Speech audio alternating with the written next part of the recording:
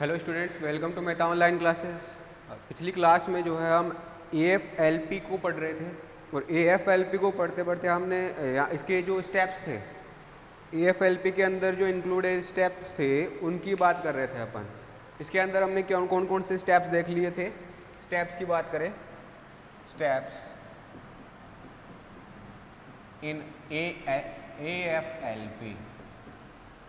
AFLP में steps क्या क्या है।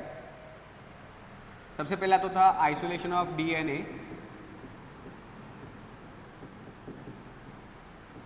आइसोलेशन ऑफ DNA का आइसोलेशन करना। उसके बाद दूसरा था अपना digestion of DNA with restriction endonucleases. Digestion of DNA with restriction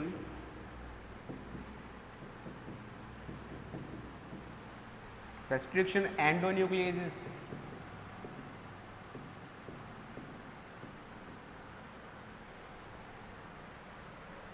restriction endonucleases, ठीक है।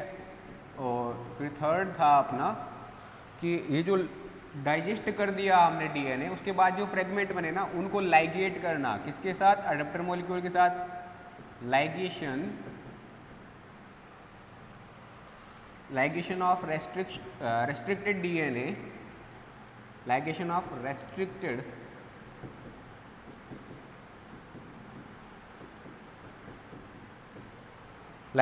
restricted DNA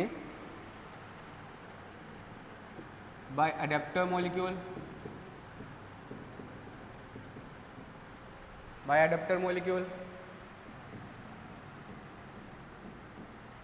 एक अडेप्टर मॉलिक्यूल ले लेंगे, उस अडेप्टर मॉलिक्यूल के थ्रू क्या कर देंगे, जो रेस्ट्रिक्टेड फ्रेगमेंट है, जो रेस्ट्रिक्शन एंडोन्यूक्लियस से क्लीव करवाने के बाद जो हमें फ्रेगमेंट मिल रहा है, उस फ्रेगमेंट को अपन क्या करवा देंगे, लाइगेट करवा देंगे। ठीक है, जो अडेप्टर है उसके साथ लाइगेट करवा दिया। उसके बाद selective amplification,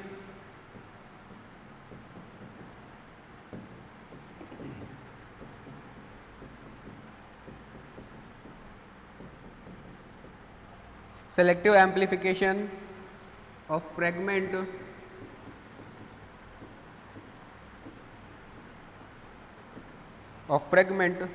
with specific restriction site, with specific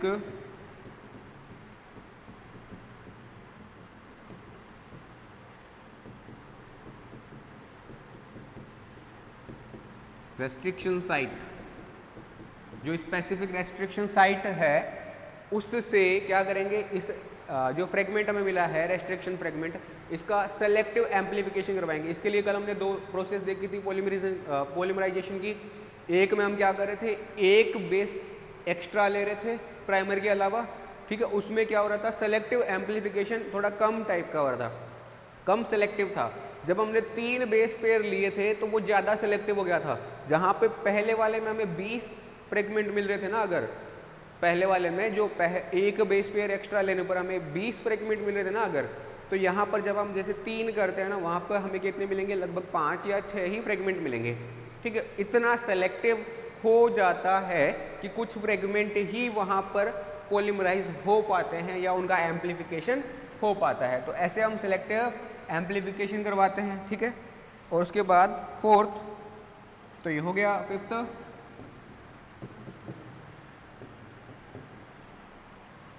separation of PCR product,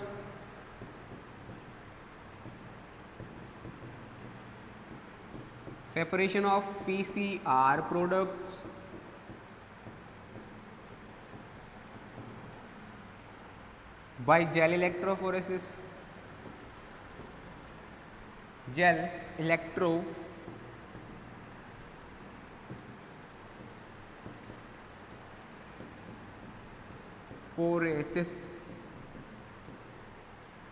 जो जेल इलेक्ट्रोफोरेसिस है उसके थ्रू हम क्या कर लेंगे, इसका सेपरेशन कर लेंगे जो भी प्रोडक्ट हमें मिल रहा है।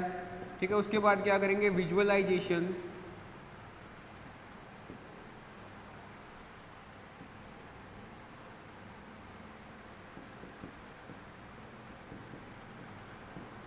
visualization of the gel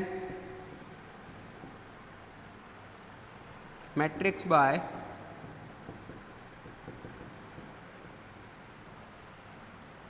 autoradiography. autoradiography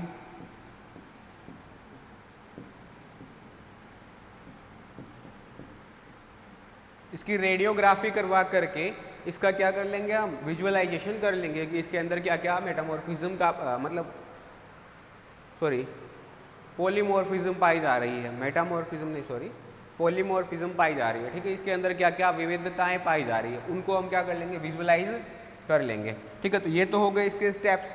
इसके बाद अपन बात करें कि इसके एडवांटेजेस क्या है और डिसएडवांटेजेस क्या है, तो ठीक, इसके अपन एडवांटेज और डिसएडवांटेज को देखने की कोशिश करें। तो AFLP के एडवांटेजेस की अगर हम बात करें,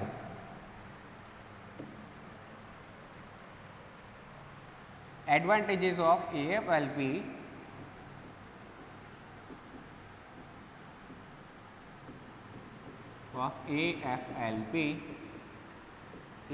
की क्या क्या एडवांटेजेस है उसकी बात करें अपन, तो पहला तो एडवांटेज ये है कि ये वाली जो टेक्निक है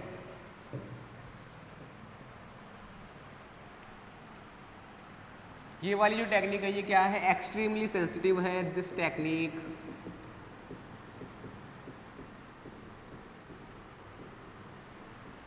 is extremely sensitive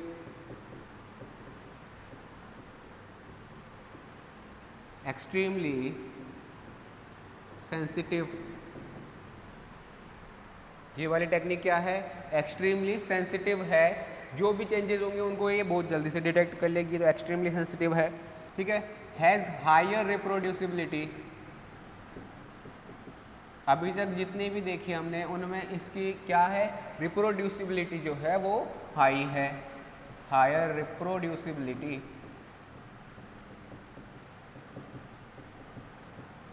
इसकी रिप्रोड्यूसिबिलिटी हाई होती है, ठीक है। और क्या है इसका advantage, it can prove diversity, it can prove diversity. जो भी ऑर्गेनिजम्स में डाइवर्सिटी पाई जा रही है उसको प्रूव करने के लिए सफिशिएंट है, ठीक है। इससे हम क्या कर सकते हैं, डाइवर्सिटी को भी प्रूव कर सकते हैं। और ये हेटेरोजाइगट्स जो होते हैं उनके बीच में डिस्क्रिमिनेशन भी कर सकती है, इट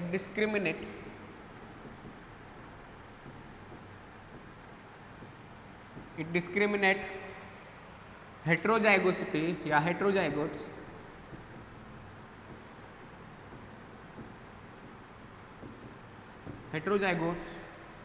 जो हेटेरोजाइगोट्स हमें मिल रहे हैं उनको भी ये डिस्क्रिमिनेट कर सकती है, ठीक है। और ये जो है ये परमिट करती है detection of restriction fragment in any background, it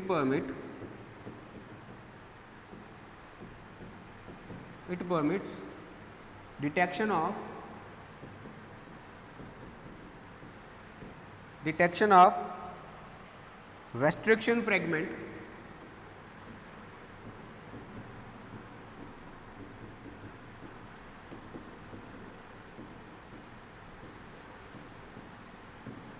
restriction fragment in any background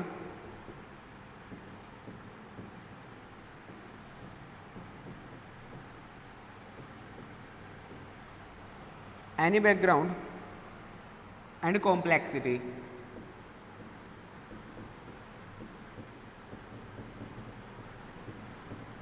ये जो है ऐसे रेस्ट्रिक्शन फ्रेगमेंट जो किसी भी बैकग्राउंड से बिलोंग करते हो और कितने भी कॉम्प्लेक्सिटी रखते हो, उन सारे के सारे रेस्ट्रिक्शन फ्रेगमेंट्स को ये क्या करती है, डिटेक्ट करने में जो है इनके डिटेक्शन में जो है इनके डिटेक्शन को परमिट करती है, मतलब अलाउ करती है हमें कि इनका डिटेक्शन हम कर सकते हैं, ठीक है।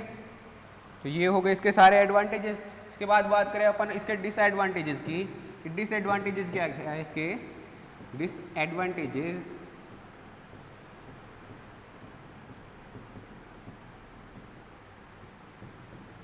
of AFLP AFLP के डिसएडवांटेजेस क्या क्या है?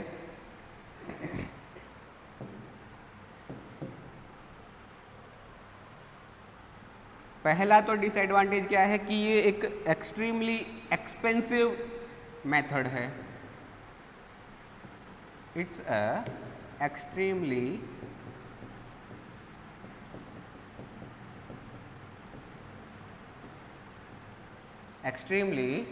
expensive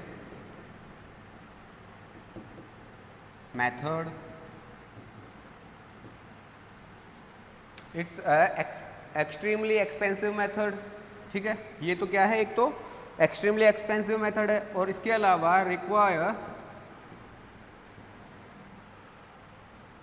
more DNA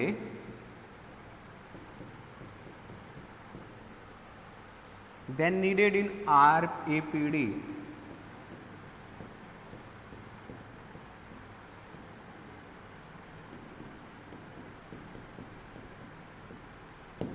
क्योंकि ये RAPD और AFLP दोनों की दोनों क्या है, PCR बेस्ड टेक्निक है, तो ठीक है, इसका कंपैरिजन अपन किससे करते हैं, RAPD से ही इसका कंपैरिजन कर लेते हैं। तो RAPD जो है इसके अंदर जितना DNA का अमाउंट चाहिए होता है उसकी तुलना में यहाँ पर ज़्यादा DNA चाहिए होता है। एक तो इसका ये ड्रॉबैक हो गया, दूसरा क्या है, ये एक्सट्रीमली एक्सपेंसिव मेथड है, एक इसका ये वाला ड्रॉबैक हो गया। ठीक है, तो ये सारे इसके क्या है, ड्रॉबैक्स होते हैं। इसके बाद बात करते हैं अपन अगले वाले मेथड की, अगले वाले मार्कर की। अगले मार्कर की अपन बात करें, जो अगला मार्कर है अपना वो है अपना क्या, SSR, simple sequence repeats.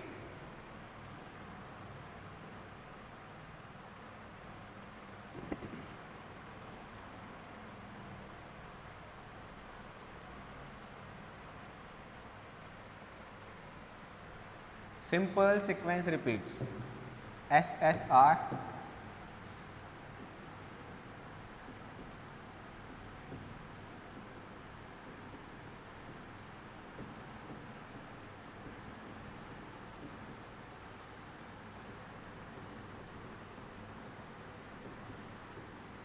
Simple sequence repeats. Simple sequence repeats क्या होते हैं, या इनको अपन कहाँ पर पढ़ सकते हैं, सिंपल सीक्वेंस रिपीट्स पाए कहाँ जाते हैं, तो ये माइक्रो सैटेलाइट और मिनी सैटेलाइट DNA जो होता है, माइक्रो सैटेलाइट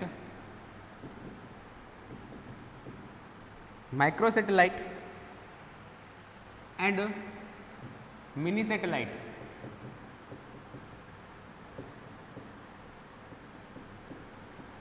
DNA में ये वाली जो सीक्वेंस है ये देखने को मिलती है हमें कहाँ कहाँ पर, एक तो माइक्रो सैटेलाइट DNA और एक मिनी सैटेलाइट DNA, यहाँ पर हमें देखने को मिलेगा। ठीक है, इसके बाद बात करें अपन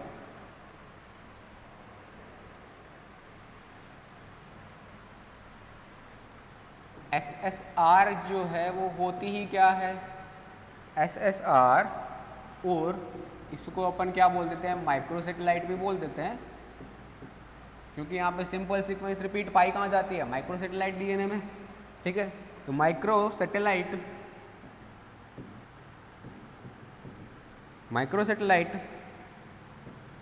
आर टैंडमली रिपीट्स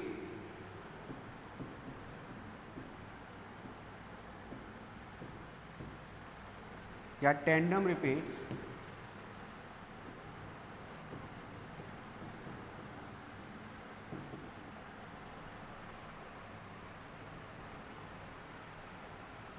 टैंडम रिपीट्स क्या क्या हो सकते हैं, टैंडम रिपीट्स कितने हो सकते हैं, तो मोनो, डाई, मोनो रिपीट्स भी हो सकते हैं, मोनो न्यूक्लियोटाइड रिपीट्स भी हो सकते हैं, डाई न्यूक्लियोटाइड रिपीट्स भी हो सकते हैं, ट्राई न्यूक्लियोटाइड रिपीट्स भी हो सकते हैं, try repeats, try, tetra, penta, hexa nucleotide repeats.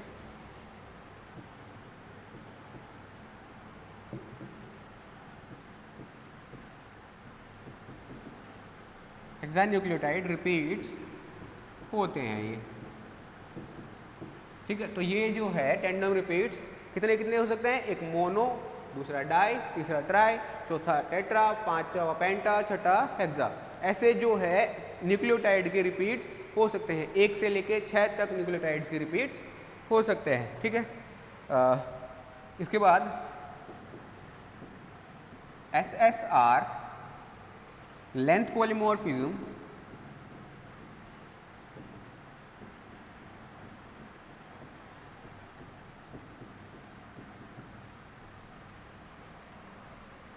are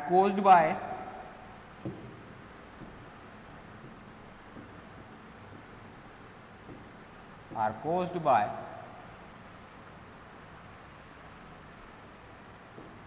difference in the number of repeats.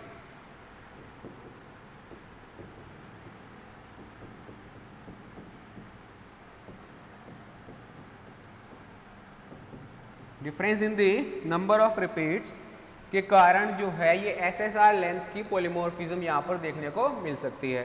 ठीक है, इसके बाद अपन बात करें एग्जाम्पल्स की। इसके एग्जाम्पल क्या क्या है, तो जैसे मोनोन्यूक्लियोटाइड रिपीट की अपन बात करें,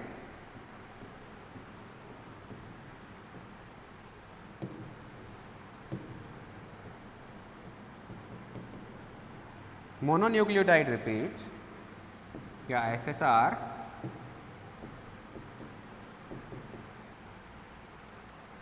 जैसे यहाँ पे हम देख रहे हैं A11 टाइप का। ठीक है, तो A11 में क्या होगा, ए जो है वो 11 टाइम्स रिपीट हो जाएगा। ए जो है वो 11 टाइम रिपीट होगा, जैसे 1 2 3 4 5 6 7 8 9 10 11। एडेनिन जो है वो 11 टाइम्स रिपीट हो गया। यहाँ पर एडेनिन कितने टाइम रिपीट हो गया, 11 टाइम।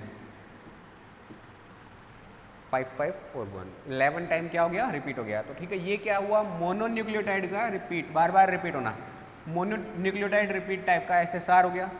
दूसरा अपन बात करें डाइन्यूक्लियोटाइड रिपीट।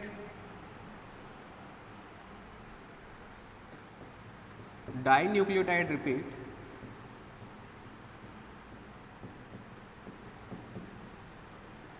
डाइन्यूक्लियोटाइड SSR की अपन बात करें, यहाँ पर जैसे अपन बात कर लेते हैं GT, इसको हम क्या कर रहे हैं, 6 टाइम रिपीट करवा रहे हैं। तो यहाँ पर GT को 6 टाइम रिपीट करवा देते हैं, GT GT GT GT GT और GT, ये 6 टाइम हो गया GT का रिपीट। GT 2 न्यूक्लियोटाइड जो है बार बार रिपीट हुए जा रहे हैं, number of 2 nucleotides are repeat, बार बार मतलब बार बार रिपीट हुए जा रहे हैं, अगेन एंड अगेन। उसके बाद अपन बात करते हैं ट्राई न्यूक्लियोटाइड रिपीट।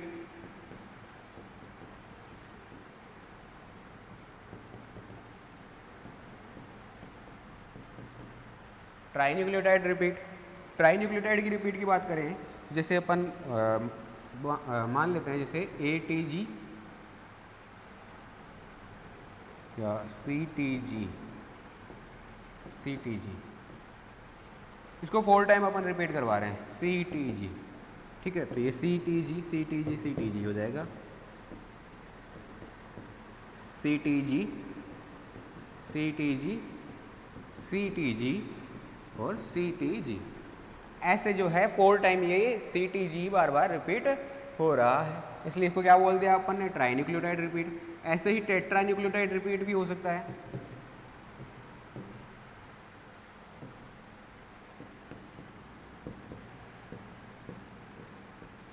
हाँ, तो ये हो गया अपने क्या, ट्राई न्यूक्लियोटाइड रिपीट्स, जिसके अंदर 4 टाइम अपन ने क्या कर दिया, ट्राई न्यूक्लियोटाइड्स को रिपीट कर लिया। ठीक है, इसके बाद अपन बात करें किसकी, ये टेट्रा न्यूक्लियोटाइड रिपीट्स की। टेट्रा न्यूक्लियोटाइड रिपीट्स की बात करें,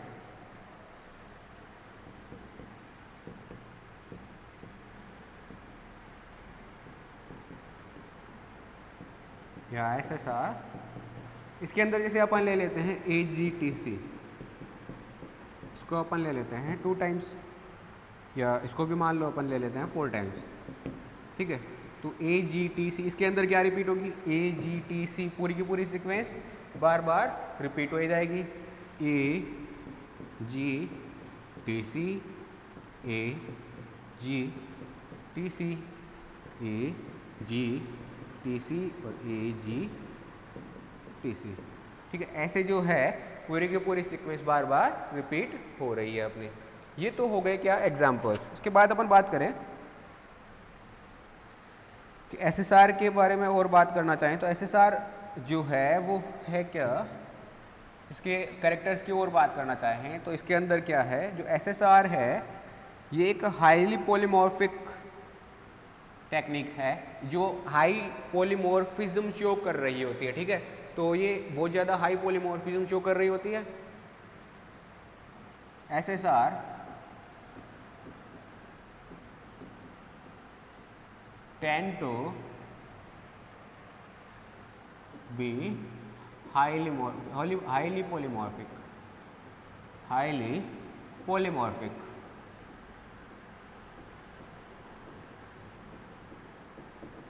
ये कैसी टेक्निक है, एक हाईली पॉलीमॉर्फिक टेक्निक होती है, ठीक है।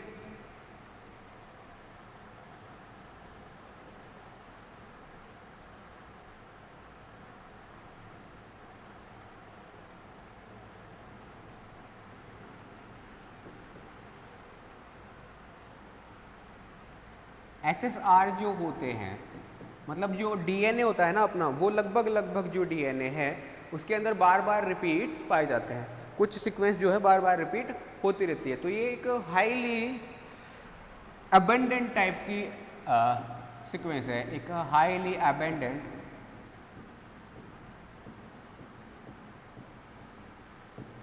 Abundant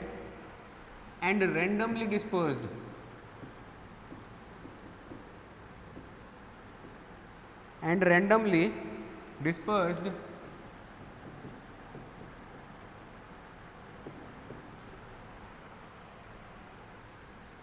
throughout the genome.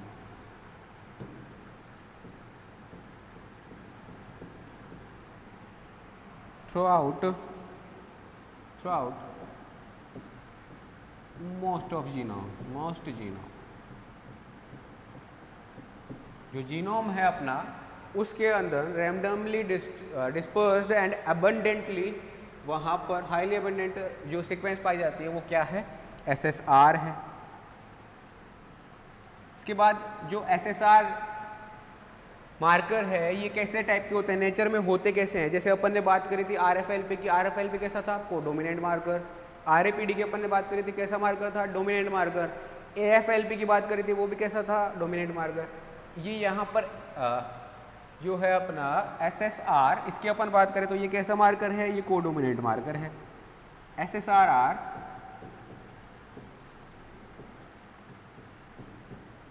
कोडोमिनेंट marker,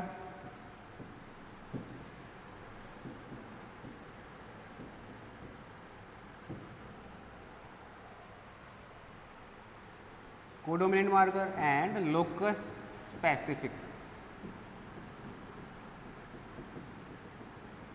ये क्या होते हैं, लोकस स्पेसिफिक होते हैं, ठीक है। इसके बाद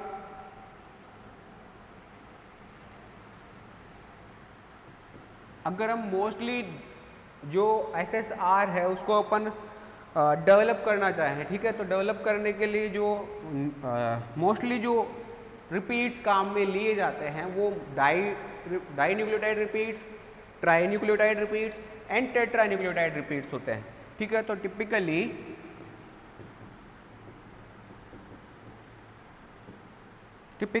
SSR are developed for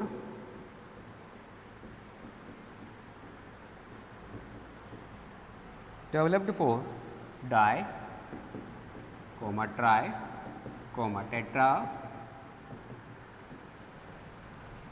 tetra nucleotide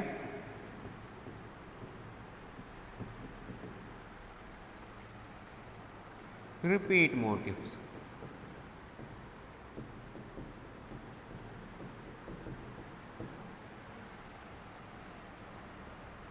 ऐसे जो है ये मेनली जो डेवलप किए जाते हैं किस किस के लिए किए जाते हैं, di nucleotide repeats, tri nucleotide repeats and tetra nucleotide repeat motifs के लिए ये SSR जो है वो डेवलप किए जाते हैं।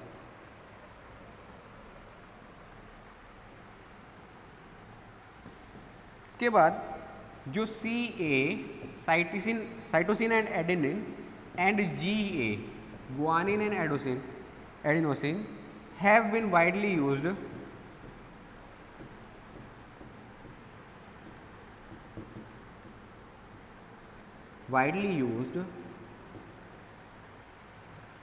in plant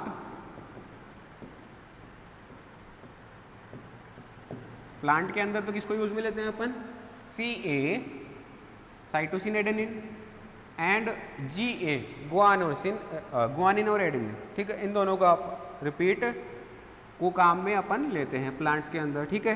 इसके बाद अपन बात करें die repeats,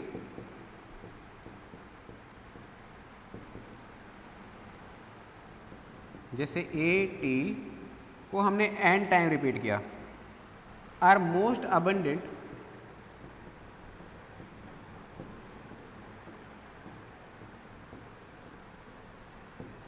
abundant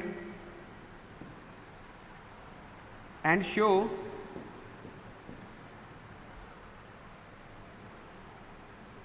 higher variations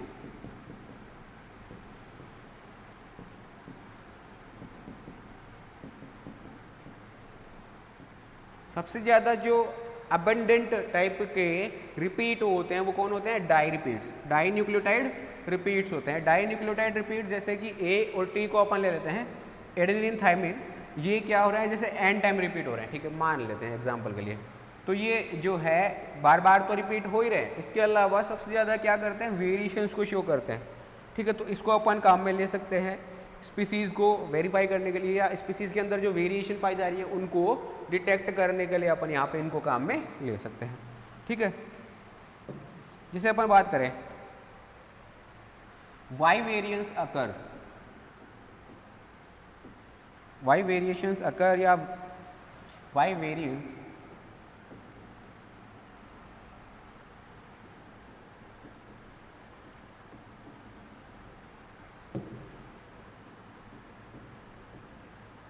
variance occurs, क्यों अकर हो रही है वाई वेरिएंस, जैसे एक न्यूक्लियोटाइड था N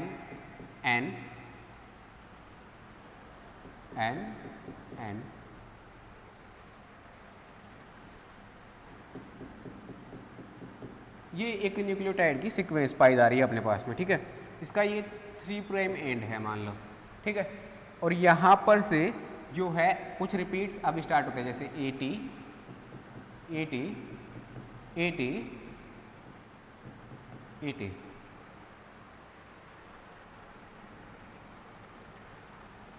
जैसे अपन ने वहाँ पे एग्जांपल में लिया था, इसको क्या कर लेते हैं 6 टाइम रिपीट कर लेते हैं AT, ठीक है। उसके बाद जैसे यहाँ पर फिर से क्या आ गए, न्यूक्लियोटाइड में कोई भी न्यूक्लियोटाइड हो सकता है, यहाँ पर 4 न्यूक्लियोटाइड अपने पास, 4 में से कोई सा भी एक न्यूक्लियोटाइड यहाँ पर है मान लो, ठीक है। अब इसके बाद यहाँ पर क्या हुआ, जैसे ये वाला जो पार्ट है DNA का, ये वाला जो पार्ट है यहाँ पर क्या हो जाए, या तो डिलीशन हो जाए, डिलीशन हो जाए, या फिर क्या कर दे, जो DNA पॉलीमरेज जो है वो इसको जब पढ़ रहा था DNA पॉलीमरेज, और इसका जब ये आगे रेप्लिकेशन कर रहा था उस टाइम पे इस वाली सीक्वेंस को क्या कर दे, स्किप कर दे, ठीक है, इनको स्किप करके निकल जाए। तो जब ये स्किप कर देगा यहाँ पर इसका क्या हो जाए, डिलीशन, और मान लो यहाँ पर एक न्यूक्लियोटाइड और ऐड हो जाए, तो यहाँ पर क्या हो जाए, इंसर्शन। जैसे ही इंसर्शन होगा यहाँ पर न्यूक्लियोटाइड का नंबर इंक्रीज हो जाएगा और यहाँ पर जो है सीक्वेंस छोटी हो जाएगी, तो यहाँ पर क्या हो जाएगा, जैसे न्यूक्लियोटाइड का नंबर ऐड हो गया, जैसे n ये कितने थे, 1 2 3 4 5 6 7, यहाँ पर हो गए जैसे 8, अब 1 2 3 4 5 6 7 8, यहाँ पर एक न्यूक्लियोटाइड क्या हो गया, इंसर्ट करवा दिया, ठीक है, जिससे यहाँ पर एक न्यूक्लियोटाइड का नंबर तो बढ़ गया, बट यहाँ पर दो जो रिपीट थे 80 रिपीट, ये क्या हो गए, स्किप हो गए। इसके कारण यहाँ पर 6 की जगह अब क्या रह जाएंगे, 4 ही रह जाएंगे, 80 और यहाँ पर फिर से वही N N N N N, ये 5 प्राइम रीजन हो गया। ठीक है, तो जब डिलीशन एंड इंसर्शन हुआ, इसके कारण जो ये रिपीट्स पाए जा रहे थे, डाइन्यूक्लियोटाइड रिपीट्स, इनका पहले नंबर कितना था 6, यहाँ पर कितना रह गया 4, यहाँ पर जैसे न्यूक्लियोटाइड पाया जा रहा था मान लो, उसके रिपीट थे वहाँ पे 7, यहाँ पे हो गए 8। ठीक है, तो ये जो है ऐसा जो है, इसके कारण जो वेरिएशंस है वो अकर होते हैं इंसर्शन एंड डिलीशन के कारण, जैसे इंसर्शन एंड डिलीशन के कारण।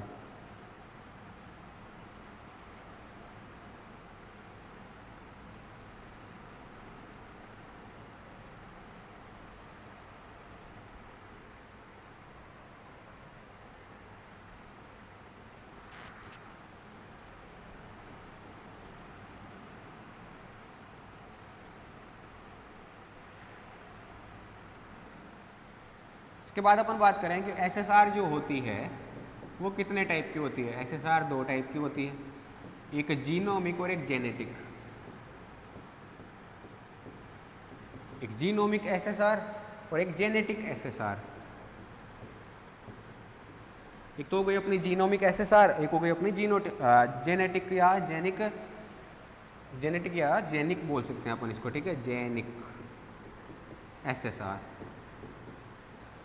एक तो जीनोमिक एसएसआर और एक जेनिक या जेनेटिक एसएसआर। ये वाली जो है ये दोनों रीजन में पाई जाएगी, कोडिंग रीजन में भी एंड नॉन कोडिंग रीजन में भी। Found in coding as well as non coding regions.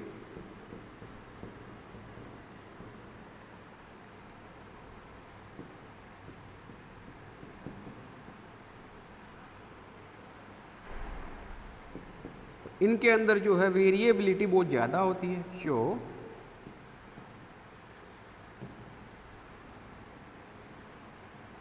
Great variability.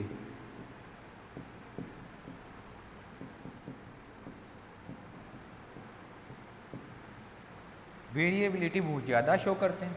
ठीक है, इसके अलावा ये वाला जो पार्ट है ये ओनली कोडिंग रीजन के अंदर पाया जाएगा, not non coding region. Found only in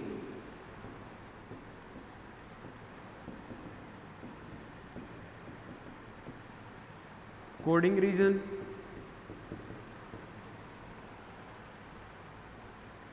और ये वाला जो रीजन है शो लेस वेरिएबिलिटी।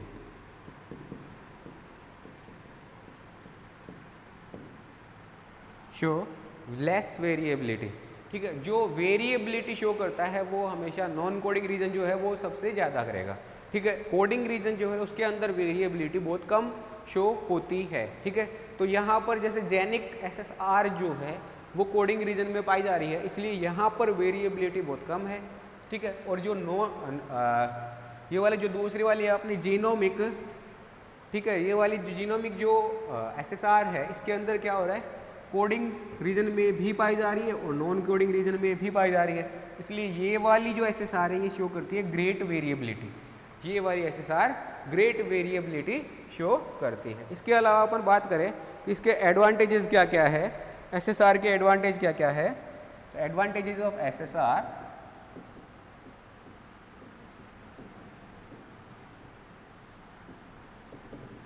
एडवांटेजेस, एक तो ये क्या है, कोडोमिनेंट मार्कर है। सबसे पहला तो इसका एडवांटेज यही है, कोडोमिनेंट मार्कर है। पहला एडवांटेज कोडोमिनेंट मार्कर है। सीक्वेंस स्पेसिफिक होता है।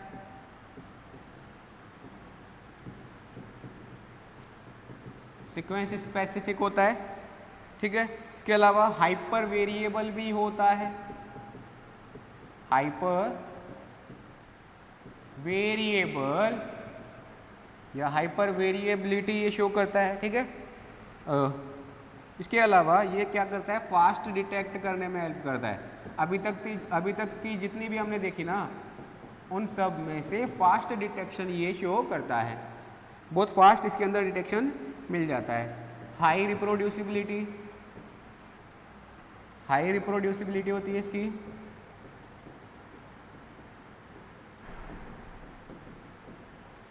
इसकी जो रिप्रोड्यूसिबिलिटी है वो कितनी कैसी है, हाई है। सैंपल जो है बहुत ही लो सैंपल में भी इसमें काम चल जाएगा। रिक्वायर्ड वेरी लो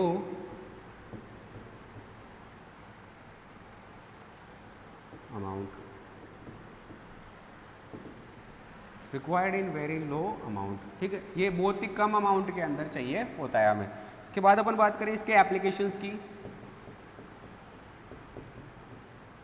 इसके एप्लीकेशंस क्या क्या है।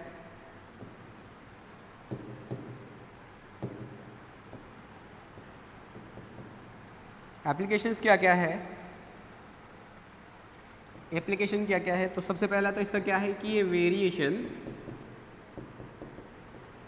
या डाइवर्सिटी डिटेक्ट करने के काम में आ रहा है, ठीक है। फाइलोजेनेटिक रिलेशन बात, फाइलोजेनी या टेक्सोनोमी में काम में आ रहा है। वहाँ पर क्या करता है, फाइलोजेनेटिक रिलेशनशिप को स्टडी करने में काम में आता है। टेक्सोनोमी फाइलोजेनी या टेक्सोनोमी में भी काम में आता है, ठीक है। और पॉपुलेशन जेनेटिक्स में भी ये काम में आता है। जैसे एक पॉपुलेशन में हम वेरिएशंस को स्टडी करना चाहते हैं तो वहाँ पर भी अपन इसको काम में ले सकते हैं, ठीक है। पॉपुलेशन जेनेटिक्स में भी ये काम में आता है। इसके अलावा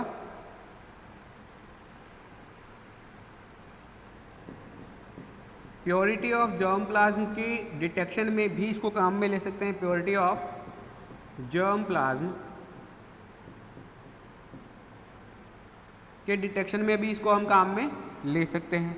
इसके अलावा QTL स्टडी, ये QTL क्या होते हैं, QTL मतलब quantitative trait locus, quantitative trait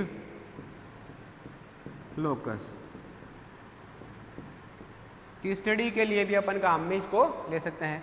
QTL study में भी काम में ले सकते हैं। इसके अलावा लिंकेज मैपिंग में,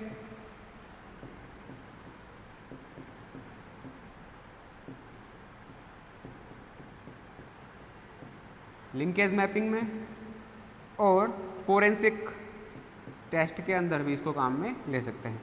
फोरेंसिक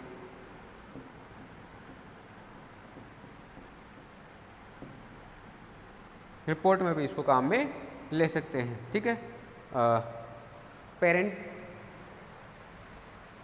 दोनों के लिए, पेरेंट को भी डिटेक्ट कर सकते हैं इससे, और एक क्रिमिनल जो है, क्रिमिनल के डिटेक्शन में भी इसको काम में ले सकते हैं। हम दोनों तरह से इसको काम में ले सकते हैं, ठीक है। तो ये जो है इसके सारे क्या हो गए, एप्लीकेशंस हो गए, एडवांटेजेस हो गए।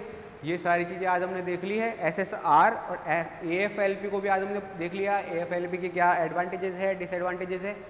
इसके बाद जो अगला है अपना SNP, और उससे आगे जो फिजिकल मैपिंग वगैरह ये सारी चीज़ें हैं, ये देखते हैं हम आगे की कुछ क्लासेस में। तब तक के लिए गुड बाय।